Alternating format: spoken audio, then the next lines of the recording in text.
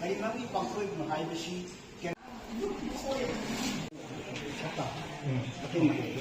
ꯑꯗ ꯑꯩꯈꯣꯏꯅ ꯃꯔꯨꯑꯣꯏꯅ ꯏꯟꯗꯤꯌꯥꯗꯁꯨ ꯀꯦꯟꯁꯔꯒꯤ ꯊꯥꯛꯁꯤ ꯃꯁꯤꯡꯁꯤ ꯏꯟꯁꯤꯗꯦꯟꯁꯤ ꯌꯥꯝ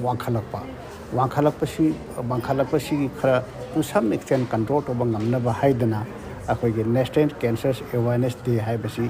ꯏꯕ꯭ꯔꯤ ꯏꯌꯥꯔ 2014 ꯑꯩꯈꯣꯏꯒꯤ ꯅꯦꯁꯅꯦꯜ ꯂꯦꯚꯦꯜꯗ ꯀꯣ ꯃꯇꯝꯗꯨꯒꯤ ꯍꯔꯁꯕꯔꯙꯟ ꯌꯨꯅꯤꯌꯟ ꯍꯦꯜꯊ ꯃꯤꯅꯤꯁꯇꯔ ꯃꯁꯥꯃꯛ ꯗꯣꯛꯇꯔꯅꯤ ꯃꯥꯅ ꯍꯧꯗꯣꯛꯆꯔꯝꯕꯅꯤ ꯁꯤꯟꯁ ꯗꯦꯟ ꯆꯍꯤ ꯈꯨꯗꯤꯡꯒꯤ ꯅꯦꯁꯅꯦꯜ ꯀꯦꯟꯁꯔ ꯑꯦꯋꯥꯔꯅꯦꯁ ꯗꯦꯁꯤ ꯄꯥꯡꯊꯣꯛꯑ ꯂꯥꯛꯆꯕꯅꯤ ꯍꯥꯏꯖꯔꯤꯕ ꯑꯗꯨꯒ ꯀꯔꯤ ꯃꯔꯝꯒꯤ ꯏꯟꯗꯤꯌꯥꯗꯁꯨ ꯃꯁꯤ ꯄꯥꯡꯊꯣꯛꯏꯅ ꯍꯥꯏꯕꯕꯨ ꯏꯟꯁꯤꯗꯦꯟꯁꯤ ꯋꯥꯡꯈꯠꯂꯛꯄꯗ ꯑꯥꯎꯠ ꯑꯣꯐ ꯗꯇꯥꯒꯤ ꯃꯇꯨꯡꯏꯟꯅ ꯑꯥꯎꯠ ꯑꯣꯐ 10 ꯂꯥꯛꯇ ꯃꯤ ꯆꯥꯝꯃꯗꯤ ꯀꯦꯟꯁꯔꯅ ꯅꯥꯔꯦꯕ ꯍꯧꯖꯤꯛꯁꯤ ꯑꯗꯨꯒ ꯗꯇꯥꯒꯤ ꯃꯇꯨꯡꯏꯟꯅ 20 ꯏꯌꯔ ꯃꯅꯨꯡꯗꯗꯤ ꯑꯥꯎꯠ ꯑꯣꯐ ꯑꯦꯚ꯭ꯔꯤ 9% ꯃꯤ ꯑꯃꯗꯤ ꯀꯦꯟꯁꯔ ꯅꯥꯕ ꯌꯥꯏ ꯍꯥꯏꯗꯅ ꯄꯥꯅꯔꯤ ꯍꯥꯏꯕꯀꯣ ꯑꯗꯨꯅ ꯉꯁꯥꯏ ꯑꯩꯈꯣꯏꯅ ꯄ꯭ꯔꯤꯚꯦꯟꯇꯦꯕꯜ ꯑꯦꯁꯄꯦꯛ ꯍꯥꯏꯇꯥꯔꯦ ꯀꯔꯝꯍꯥꯏꯅ ꯄ꯭ꯔꯤꯚꯦꯟ ꯇꯧꯒꯗꯒꯦ ꯍꯥꯏꯕꯁꯤ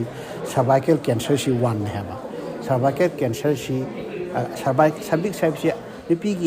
ꯅꯨꯄꯤꯒꯤ ꯐꯤꯃꯦꯜ ꯑꯣꯔꯒꯥꯟꯁꯦ ꯏꯇꯔꯁ ꯍꯥꯏꯕ ꯑꯃ ꯑꯉꯥꯡꯈꯥꯎ ꯍꯥꯏꯕ ꯑꯃ ꯑꯉꯥꯡꯈꯥꯎ ꯃꯁꯤꯡ ꯁꯔꯚꯤꯛꯁ ꯀꯧꯏ ꯍꯥꯏꯖꯔꯤꯕ ꯅꯥꯀꯟꯗ ꯇ꯭ꯌꯨꯕ ꯑꯅꯤ ꯂꯩ ꯃꯗꯨ ꯑꯣꯚꯝ ꯊꯣꯔꯛꯀꯗꯣꯏꯅꯦꯕ ꯑꯗꯨꯅ ꯑꯉꯥꯡꯈꯥꯎꯗ ꯀꯦꯟꯁꯔ ꯇꯧꯕ ꯌꯥꯏ ꯇ꯭ꯌꯨꯕꯇ ꯇꯧꯕ ꯌꯥꯏ ꯁꯔꯚꯤꯛꯁ ꯍꯥꯏꯅ ꯑꯉꯥꯡꯈꯥꯎ ꯃꯆꯤꯟꯁꯤꯗ ꯇꯧꯕ ꯌꯥꯏꯑꯕ ꯑꯗꯨ ꯁꯔꯚꯥꯏꯀꯦꯜ ꯀꯦꯟꯁꯔꯁꯦ ꯑꯩꯈꯣꯏꯅ ꯚꯦꯛꯁꯤꯟ ꯀꯥꯞꯄꯗꯤ ꯄ꯭ꯔꯤꯚꯦꯟ ꯇꯧꯕ ꯌꯥꯏ ꯍꯥꯏꯖꯔꯤꯕ ꯚꯦꯛꯁꯤꯟꯁꯦ ꯀꯔꯝ ꯀꯥꯟꯗ ꯀꯥꯞꯀꯗꯒꯦ ꯍꯥꯏꯗꯤ ꯅꯨꯄꯤ ꯃꯆꯥꯁꯤꯡꯁꯦ ꯑꯉꯥꯡ ꯃꯆꯥꯁꯤꯡꯁꯦ ꯂꯩꯁꯥꯕꯤ ꯃꯆꯥꯁꯤꯡꯁꯦ ꯕꯤꯐꯣꯔ ꯗꯦ ꯒꯣꯠ ꯃꯦꯔꯤꯠ ꯑꯩꯈꯣꯏꯒꯤ ꯁꯦꯛꯁꯨꯋꯦꯜ ꯑꯦꯛꯁꯄꯣꯖꯔ ꯇꯧꯗ꯭ꯔꯤꯉꯩꯗ ꯚꯦꯛꯁꯤꯟꯁꯤ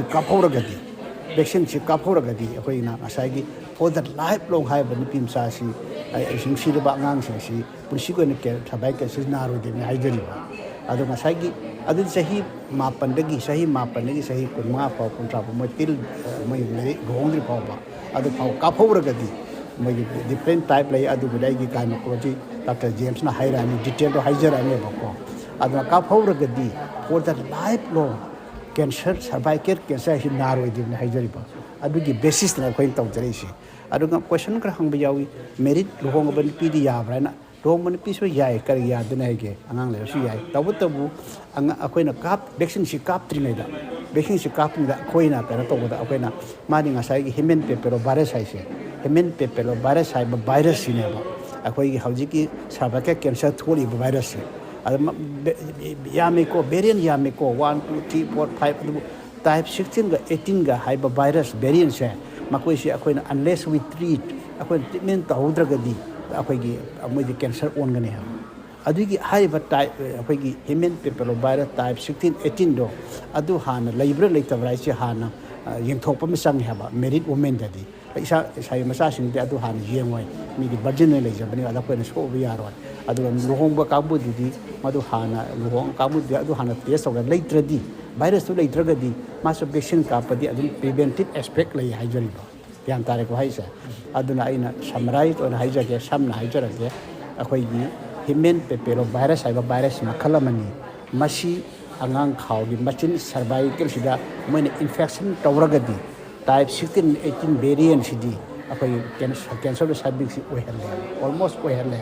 वे थोकलेबा थोएबा अदु प्रिवेंट तौगे हारदी वैक्सीन कापोबसिना मागे लाइफ लॉन्ग नारोइजिने हबा नुपिम साथ नते निपादसने को निपागी पेनाइल कैंसर सो अखोइना अदु सो हाइ वायरस न थोन बेयाबा नुपम सासो नुपिम सासो वैक्सीन सि काफौरगदी अखोइना फॉर लाइफ केना हारिबा नुपम साना पेनाइल कैंसर तवइद्रिबनी अदुगा अतोपा अमना अतोपा ngase नुपिम सा मखैना लाइफ लॉन्ग सर्वाइकल कैंसर को तवइद्रिबनी हाइजरिबा ज्ञान तारे को अदुनदी अखोइ Karkinos cancer Karkinos Manipur cancer के इंस्टीट्यूट आइरा डायरेक्ट तौजबनी अखोइगी थीम सिदी ओंको प्रिवेंशन ओंको वाइडी कैंसर हाइबी थिंग कर माने थिंग दगे सिनेमा ngamba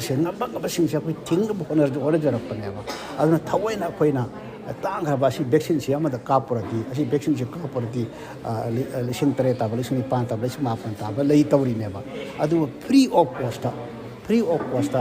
हाय ngasiगी निमितिंग 1 डे खक्त ngasiगी निमिनि असि खक्तंग अखोइना पिमचा लेसाबी उसिरबा इसा सिंग इशू सिंग से वैक्सीन सि का पगा टू सम एक्सटेंट अखोइ कैंसर सर्वाइकल कैंसर थिंगबा ngamba ngambagi pandamda अखोइना भरि सिंजरपने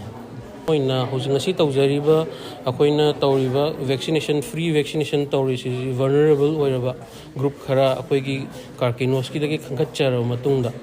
ꯍꯥꯏꯕꯗꯤ ꯚꯜꯅꯔꯦꯕꯜ ꯑꯣꯏꯕꯅꯦ ꯍꯥꯏꯕꯗꯣ ꯈꯜꯂꯀꯥꯟꯗ ꯁꯤꯗ ꯑꯩꯈꯣꯏꯅ ꯐ꯭ꯔꯤ ꯚꯦꯛꯁꯤꯅꯦꯁꯟ ꯄꯤꯖꯕꯅꯤ ꯁꯤꯁꯨ ꯁꯔꯇꯟ ꯚꯦꯂꯨ ꯁꯔꯇꯟ ꯏꯟꯗꯤꯕꯤꯖꯨꯋꯦꯜ ꯈꯔ ꯈꯛꯇꯅꯤ ꯄꯤꯖꯔꯤꯁꯦ ꯐꯥꯔꯁ ꯀꯝ ꯐꯥꯔꯁ ꯁꯔꯚ ꯕꯦꯁꯤꯁꯇ ꯑꯗꯣ ꯑꯩꯈꯣꯏꯅ ꯁꯤꯒꯤ HPV ꯚꯦꯛꯁꯤꯅꯦꯁꯟꯁꯦ ꯀꯥꯞꯊꯣꯛꯄꯒꯤ ꯁꯤꯒꯤ ꯃꯔꯨꯑꯣꯏꯕ ꯄꯥꯟꯗꯝꯗꯤ ꯍꯥꯏꯕꯒꯤ ꯑꯥꯔꯊꯗ ꯅꯨꯄꯤ ꯑꯣꯏꯕꯤꯗ ꯑꯣꯏꯔꯒꯗꯤ ꯁꯔꯚꯥꯏꯀꯦꯜ ꯀꯦꯟꯁꯔ ꯍꯥꯏꯔꯤꯕꯁꯦ HPV ꯍꯥꯏꯔꯤꯕ ꯚꯥꯏꯔꯁꯁꯤꯅ ꯑꯣꯏꯍꯜꯂꯛꯄ ꯑꯣꯏꯕꯅꯤꯅ ꯁꯤꯒꯤ ꯚꯦꯛꯁꯤꯟꯁꯦ ꯀꯥꯞꯊꯣꯛ ꯇꯥꯔꯒꯗꯤ 90% ꯍꯦꯟꯅ ꯀꯦꯟꯁꯔꯁꯦ ꯑꯣꯏꯍꯜꯂꯛꯏꯁꯦ HPVꯁꯤꯅ ꯑꯣꯏꯕ ꯃꯔꯝ ꯑꯣꯏꯕꯅ ꯁꯤꯗꯒꯤ ꯉꯥꯛꯊꯣꯛꯄ ꯉꯝꯒꯅꯤ ꯍꯥꯏꯕꯒꯤ ꯄꯥꯟꯗꯝꯗ WHOꯒꯤ ꯒꯥꯏꯗꯂꯥꯏꯟꯗꯒꯤ ꯍꯧꯅ ꯆꯍꯤ 35 ꯆꯍꯤ 9ꯗꯒꯤ ꯆꯍꯤ 15ꯐꯥꯎꯗ ꯂꯩꯕꯈꯩꯁꯦ ꯌꯥꯔꯤꯈꯩ 90% ꯚꯦꯛꯁꯤꯅꯦꯁꯟ ꯄꯤꯌꯣ ꯍꯥꯏꯕꯒꯤ ꯄꯥꯟꯗꯝꯗꯨꯗ ꯑꯩꯈꯣꯏꯅ ꯁꯤꯒꯤꯁꯦ ꯆꯠꯊꯖꯔꯛꯄꯅꯤ ꯚꯦꯛꯁꯤꯅꯦꯁꯟꯁꯦ ꯄꯤꯕꯁꯤꯗ ꯑꯩꯈꯣꯏꯁꯦ ꯃꯈꯜ 2-3 ꯊꯣꯛꯅ ꯂꯩ ꯍꯤꯗꯥꯛꯁꯦ